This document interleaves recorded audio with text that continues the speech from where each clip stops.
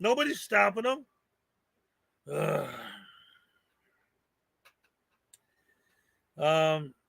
Let's see. All right. David has a request video. I don't know what this is. I haven't watched it yet. Let's see what happens. I have a bad feeling about this, but he's a member and he gave a super chat earlier, so I'm going to give him the benefit of the doubt, and we're going to play this and see what happens. Let's see. All right. Let's cross your fingers and see what's going on.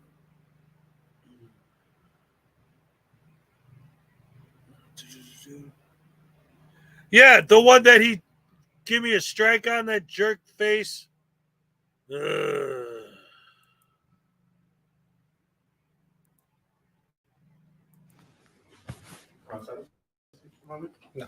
No? Well, you're being trespassed. I need you to leave. Am I being trespassed? Yes, sir. Why? They don't want you here. You were begging for money. I need your ID first. Wait a minute. Wait a minute. Hold on a second. What happened? What happened? The video starts and he's already being contacted by the cops. What happened? Where's the whatever led up to it? So we're supposed to assume whatever narrative they tell is a fact, even though they didn't show it? I'm already skeptical. But let's see what happens. I'm not giving you back. This is an honor your oath government in the sunshine civil rights that was just the investigation. beginning. Okay. I encourage everyone to I get got it. It was a engaged and cold get involved open. with their I get government. it. Just get out there and start attending public meetings. On Monday, December 12th, 2022 at 5 p.m., the city of Mount Dora, Florida, held a publicly noticed Library Advisory Board public meeting. This public meeting was held at the W.T. Bland Public Library located at 1995 North Baker Street in Mount Dora, Florida. Out of curiosity, I decided to attend and record this public meeting and share my experience with you here on YouTube. I arrived about 15 minutes early and stood outside of the library on the public sidewalk to peacefully spread the message of God bless the homeless veterans until the public meeting started. Spreading this message of compassion for our homeless veterans is especially important during this holiday season. Hi. God bless our homeless veterans.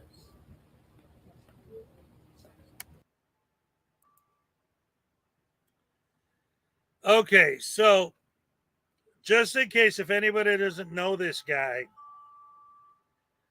because he just said what he's doing. So, of course, if you don't know who he is and what he does, you'll be like, oh, okay, so what's the problem? He said, God bless the homeless veterans. If you watch all of his videos, that's his shtick. Each one of these guys has their own thing a little bit, right? Like, Fake Mike has the whisk in his hand. You know, that's his shtick. In the Third Amendment, you know the Third Amendment, right? And, you know, the armed fisherman walking into places where there are lots of families and children with a AR-15 strapped to his chest. You know, that's his shtick. This guy goes places where it's not necessarily a traditional public forum to stand with a sign, and stands there with the sign that says, God bless the homeless veterans. Now, if you listen to what he says, it's like, oh, I was just saying, God bless the homeless veterans. That's a beautiful thing to say. What's the problem? But if you're in a spot and someone says, hey, that's cool that you got that message and that you God bless the veterans and all that is beautiful, but right here, you're right in front of the door. You're kind of blocking. Can you just go stand a little over to the side? If he's truly trying to spread that message, why doesn't he say, oh, sorry about that. I didn't realize I wasn't supposed to be in this area, and walk 5 feet over to the left? But that's not what happens. What happens is, and he goes into the script, the same script that they all use, saying, I have the right to be here with this sign. And it's just a God bless the vet sign. So what's the problem? Like, that's the thing. That's the thing. He finds something that you can't get mad at him for saying, God bless the homeless vets. But he goes out of his way to do it in a way that pushes buttons. Because if not, how come every video there's a problem with him?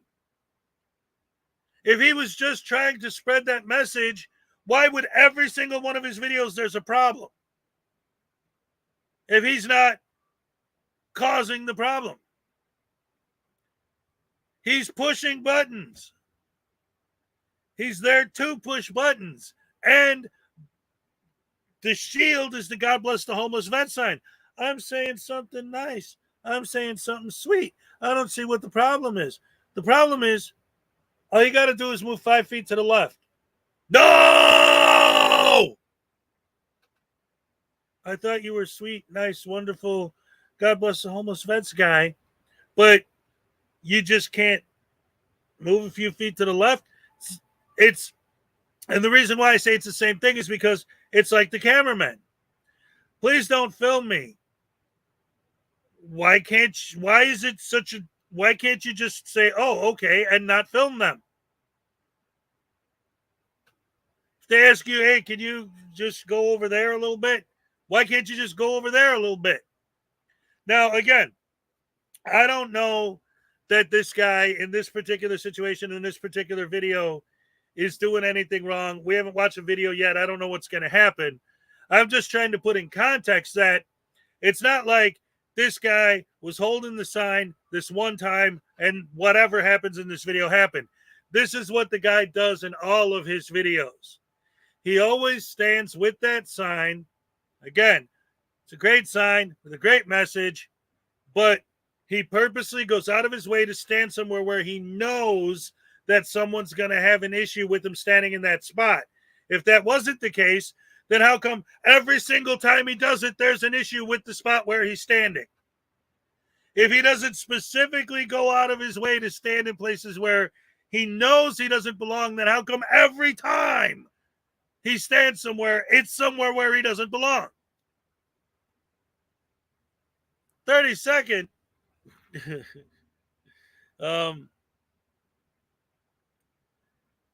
Thank you very much, Michael X.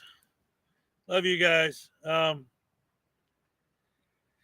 Anyway, again, just trying to make sure, because see, there you go. David's already, that's why I'm saying this now. Whatever happens in this particular video, I don't know. I haven't watched it yet. But just putting in context, that this isn't just some random guy who happens to have a God bless the homeless vet sign on him. This is a dude where this is what he does.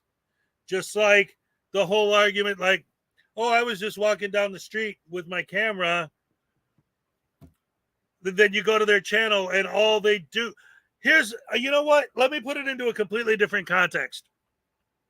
Because this is the very way that I started down the whole rabbit hole with sovereign citizens and frauditors and all of this stuff, was when I saw a video of a guy getting pulled over and filming his interaction with the cops. And at the time, I was watching the video and I was on the side of the guy who got pulled over. I was like, believing the narrative that he was putting in the video, that these cops were being bad and violating his rights, and he was just sticking up for his rights. And I'm like, yeah, okay, cool. So then I decided to go to the dude's channel to see if he ever posted a follow-up video, and immediately I saw a red flag. There were like 20 videos of him having bad interactions with the cops. I'm like, wait a minute. I haven't even interacted with the cops that many times in my life, let alone have them all be bad. Like, there's something else going on here. I dug a little. At the time, it was the first time I ever saw any of this. I didn't know it was Glenn Serio video. Okay. But the point I'm making is you watch any one of these videos out of context without knowing what this person does. You might think, oh, look at how terrible those cops are being to this guy. And again, we haven't finished this video yet, so I don't know. Maybe the cops are in the wrong in this video. But to think that this is just a one-time event for this guy, no. This is his entire channel is based on this kind of thing. This is what he does. Right or wrong, just putting in context, this is not just a one-time event.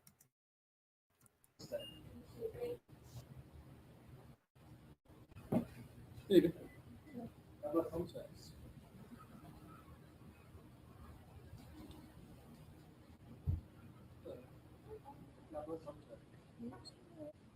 Good evening. God bless home specials.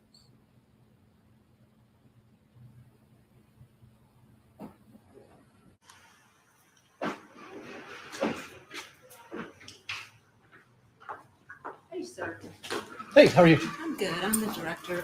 We typically don't have paneling I here. can't hear what you're saying. We typically don't have paneling here. Our Uh-huh. city police run a very, the handbill solicitation is very restrictive. I can call them out here to discuss it with you if you'd like me to. You cannot block the aisle. You cannot make direct contact with anybody. And that's just for like political. Yeah. I don't believe, and that's handbills. I don't believe that, you know, I mean, you're free to stand Okay. with the sign anyway. God bless home specials. But you may not interact with patrons. Have a blessed day. You too. All right. Why don't I just have them come out and explain it to you? I can't talk to people. No, you cannot. You cannot interact with them in any way. If they approach you, that you may, but the police have a very strict interpretation. Hey, have a and blessed day. That is really not tolerated. God bless the homeless veterans. So I'm sorry. That's just their rules. I'm just Okay. gonna have to respectfully disagree with you. I'm All right. gonna talk to people if I want to. All right. I will let them come and explain. Thank Okay. you.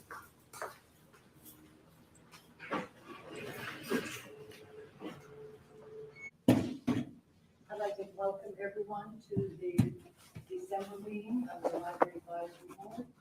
Meeting is starting at 5:03. Call to order. Do we have a quorum? Okay. Roll call. Ms. August? Here. Ms. Cutshall? Here. Ms. Fountain? Here. Ms. Gillespie? Here. Mr. Lowry? Here. Ms. Rivera? Here. Ms. Manchon? A motion, don't forget to give your names. Helen Cutshall, have a second. Bill Lowry, second. Any other discussion? All those in favor? Aye. Aye. Opposed? The motion passes. We have a different person with us today, so we'll assume you'd like to speak. I'm good. It's public comment time. You don't have a particular. I'm fine. Okay, well, we'll enjoy having you stay with us. Thank you. Presentation. We're on silence for a moment? No. No? Well, you're being trespassed. I need you to leave. Am I being trespassed? Yes, sir. Why? They don't want you here. You were begging for money. I need your ID first. I'm not giving you any ID. Let me forget to get it back. All right. Begging for money. Hold on. Thank you. I wanted to rewind this real quick, and I wanted to point something out. All right. First of all, think about what we're looking at on the screen here. Okay? All right. First of all, that's part of the deal with his shtick. Because when you see panhandlers on the side of the road with a cardboard sign,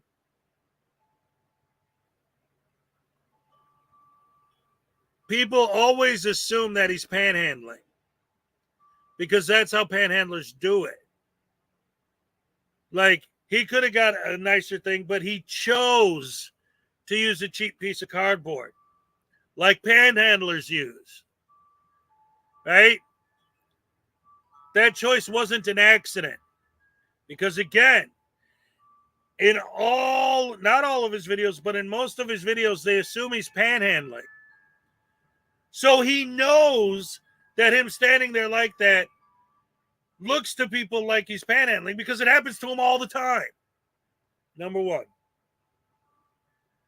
Number two, yes, there are a lot of cuts, and I didn't make them. We're watching this straight from his channel. But number three, and this is important, when the idea of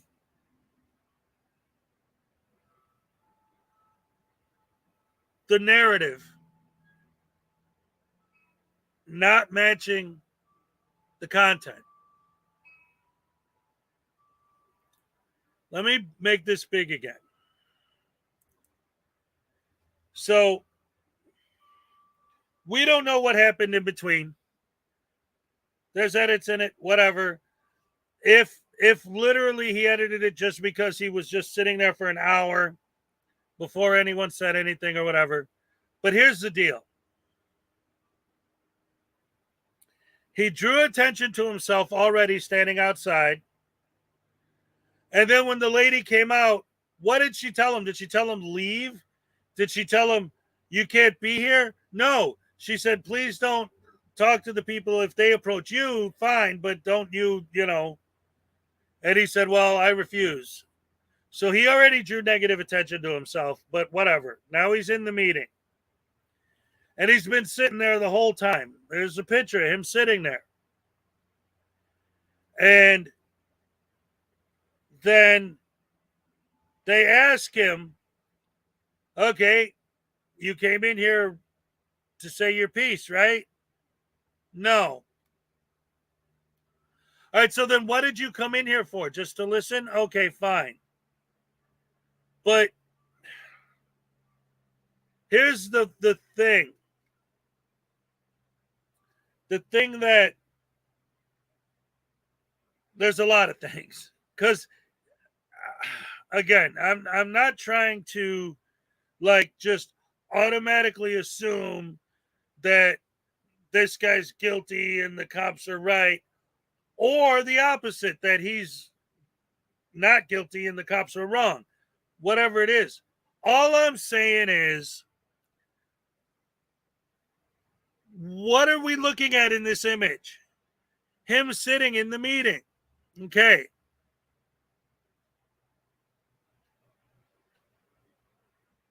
He's sitting there.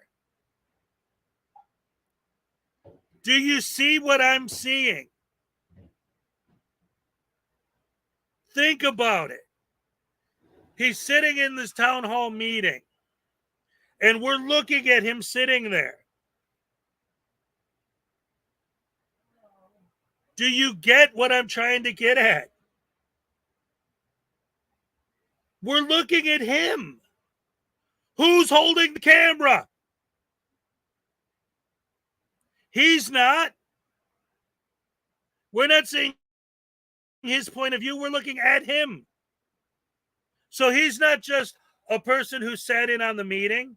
He's a person who set up a freaking tripod in the back and sat in the meeting. So he's not drawing attention to himself intentionally.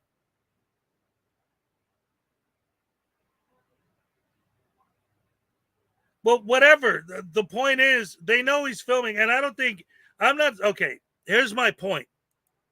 I'm not saying that I think it's wrong that he's filming or that he was trying to hide the camera or anything.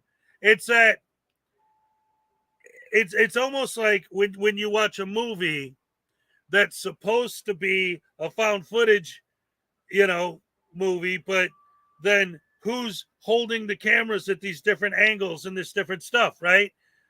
If he was just there to attend the meeting and maybe wanted to record it to get the audio, one, how come he cut all that out?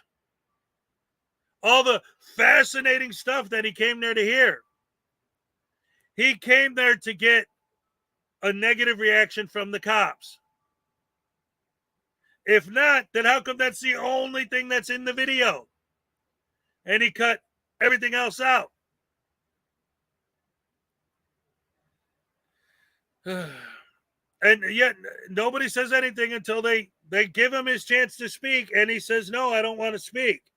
Because again, that starts to go back to, again, I'm not trying to say, make a determination. It's not up to me whether or not it was good for him to be trespassed, right? The point I'm trying to make is they always try to sell this narrative that they're just sweet, innocent, not doing anything. And yet you find all these little things to draw attention to themselves. 1, he's got his chair backwards. That's going to draw attention. 2, he's got his God Bless the Homeless sign. That's going to draw attention. 3, he's got a camera set up behind him. That's going to draw attention. He's going out of his way to draw attention to himself. He's not just a person who just happens to be there just because he wanted to hear the council meeting and maybe even record it. Okay, fine. They didn't yell at him for recording. And another thing, what's up, Gamer88? Whether or not the trespass itself is legit.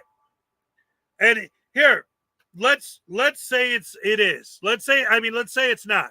Let's say that no, see, that's the problem, David. That's why you guys drive me nuts, right? I didn't say that he got trespassed for having his chair backwards, but that's what you hear. That's what all these idiots hear, is what they want to hear. What I'm saying is to try and make me believe that he wasn't complaining you're too loud. Trying to believe that he wasn't going out of his way to draw attention to himself. Obviously, that's why he turned the chair backwards, is because he was trying to draw attention to himself. That's it. Ugh. But here's the thing, okay? Let's assume that the trespass wasn't warranted. Let's assume that the trespass was wrong and that he shouldn't have been trespassed. Let's assume that is true. This is the other part that absolutely always drives me nuts about all of this nonsense, okay? Is that this guy being trespassed, right? Any one of these guys, when they get trespassed, it's always the same thing. The cop arrested me. The cop did this. The cop did that. And what a terrible, horrible, awful cop. If the people in the building say, we want you to leave, what would you say if they physically grabbed you and pulled you out? That'd be the end of the world. Lawsuits everywhere. Oh my God, these people are horrible, evil, rotten. No, they're all going to get sued. They're all going to get fired. It's going to be the end of the world. Of course, they're going to ask the cops to remove you. How is that the cops' fault?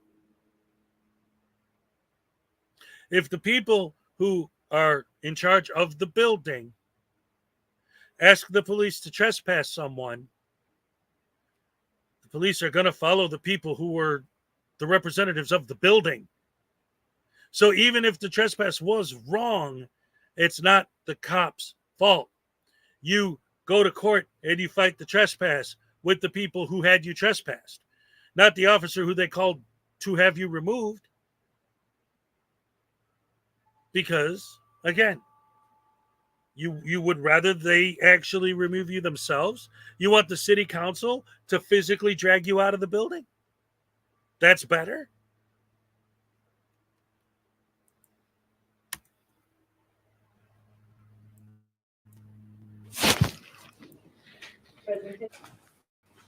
Outside of the moment? No.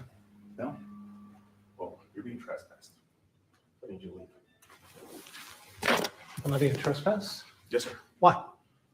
They don't want you here. You were begging for money. I need your ID first. I'm not giving you any ID. Let me put your ID back. All right, come with me. Why am I being trespassed? Why? Private entry, sir. I don't have to give you ID. I'm leaving. You put this stuff on way too tight. All right, that's fine. Oh my I will in a moment. I gotta get my other shit. I'm not begging for money. I'm here to attend before a public meeting and say, God bless the homeless vessel. You told me to leave, I was leaving. I don't have to give you ID if I'm leaving. No, sir, I do not. No, it is not. It's unlawful command. There's case law, Florida State. All right. Supreme Court case. That's fine. No nonsense cop, that's You're for sure. violating my civil rights. I'm telling you right now. All right, that's fine. You better see the consequences. You're hurting my right wrist. I know I'm trying to help you out right now, all right? I will fix that. I was being trespassed. I was leaving. I have to give you ID for trespassing. All right. Well, you do. No, sir, I do. And whenever I told you to stop, you continued walking, disobeying another lawful command. So now I was leaving. Before then, when you were out in the hallway, sir, I need this real quick. Do you have anything on you that can poke, prick, or stick I me? answer the question. Yes, sir.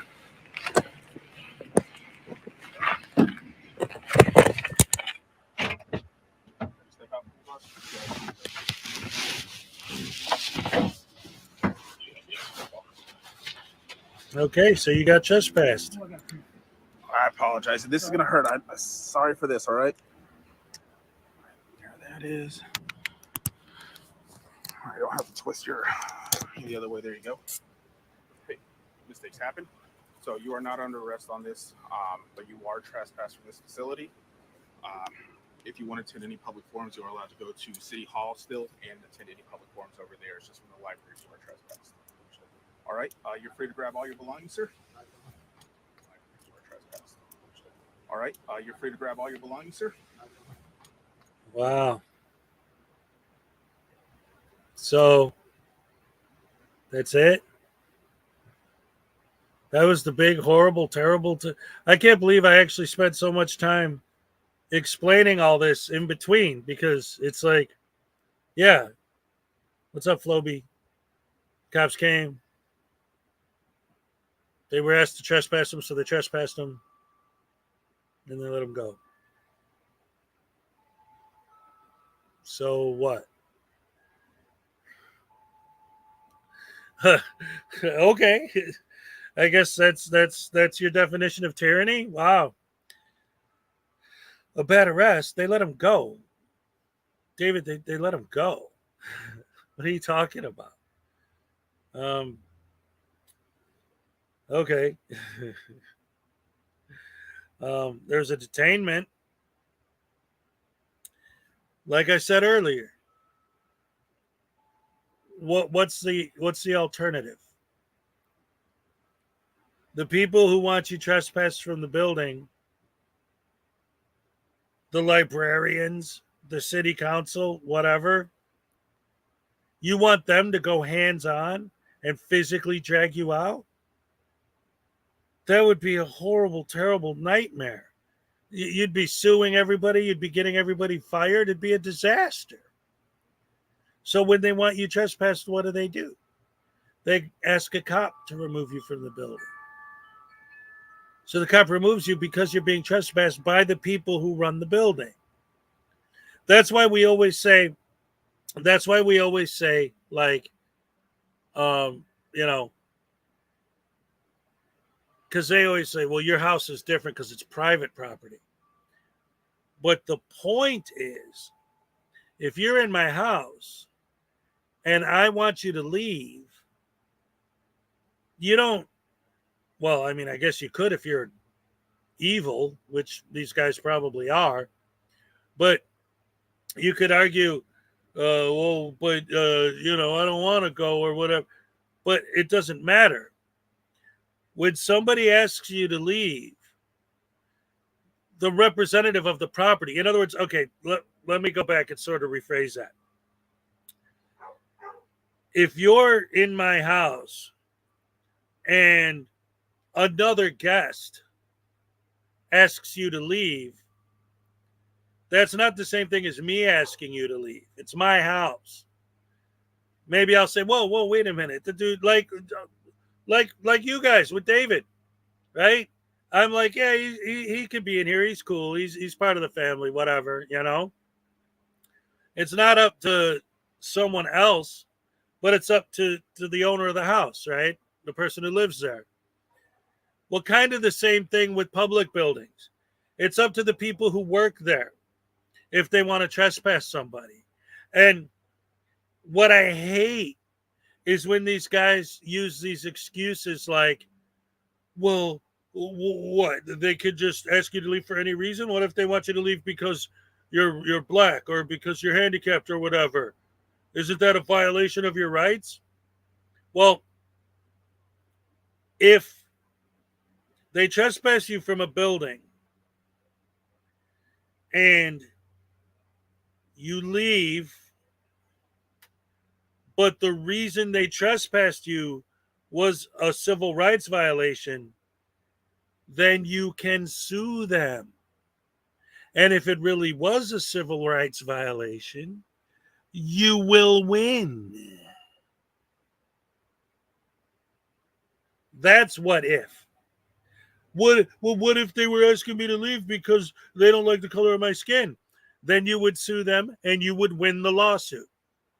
But that's not going to happen. Well, why is that going to never happen? Because that's not what they're doing. They're asking you to leave because you're a douche canoe and you have no business there. 90% of the time.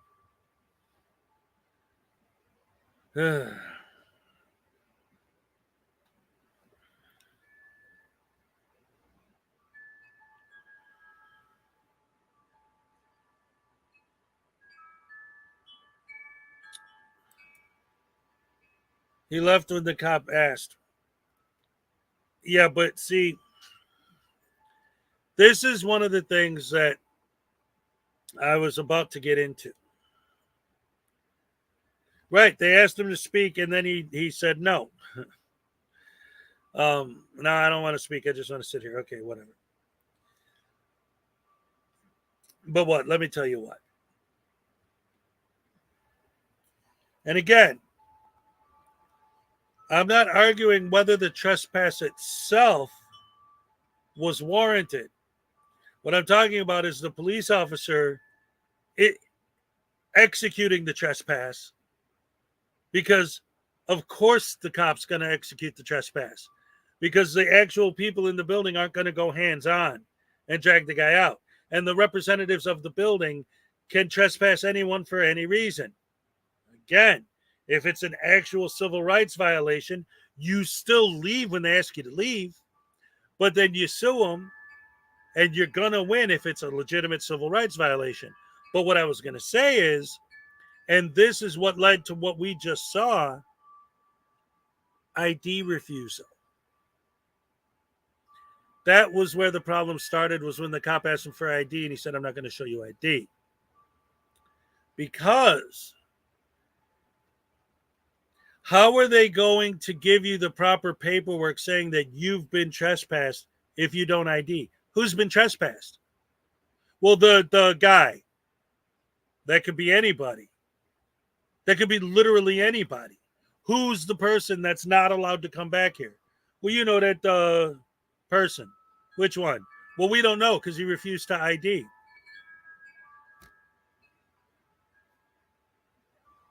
Well, how does refusing to ID in the case of a trespass make any sense? Well, you can't ask me for my ID. Well, then how do they know who they're trespassing? It could be anybody. You could go back there the next day. I was never trespassed. You can't prove it because I refused to ID, so my name isn't on any official paperwork. Little Chihuahua, Big World, what's up?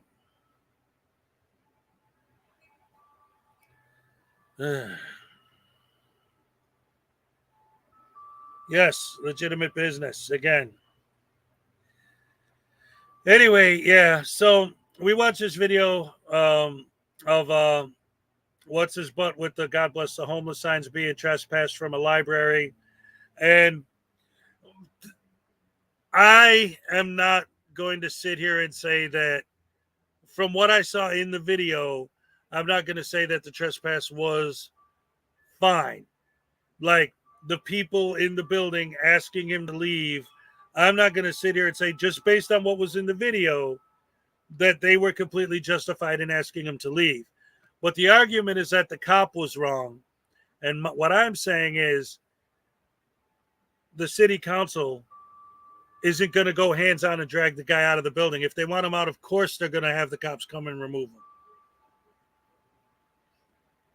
Like if there's a problem, then you go back and you sue the city council later. And if it really was a bad trespass, then you'll win. Like there's a reason why things are done the way they're done.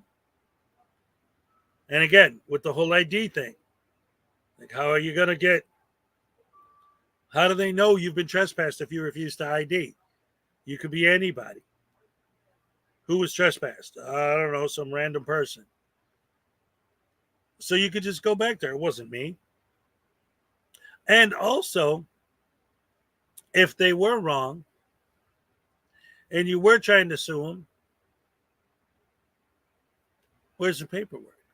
Well, there isn't any because I refused to tell them who I am.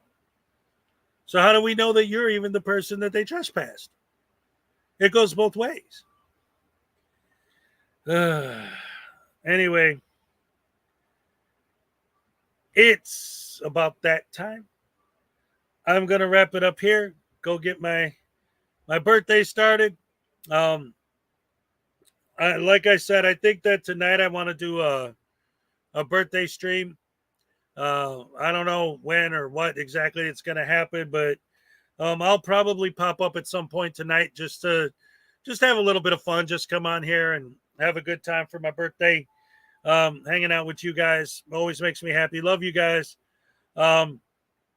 Anyway, that's it for now. So, gonna wrap it up the old-fashioned way with the Elvis gnome. Oh, yeah, I'm all shook up. Yeah, that's right. Baby, baby, baby, baby, baby, baby, baby, baby, baby, baby, baby, baby, yeah.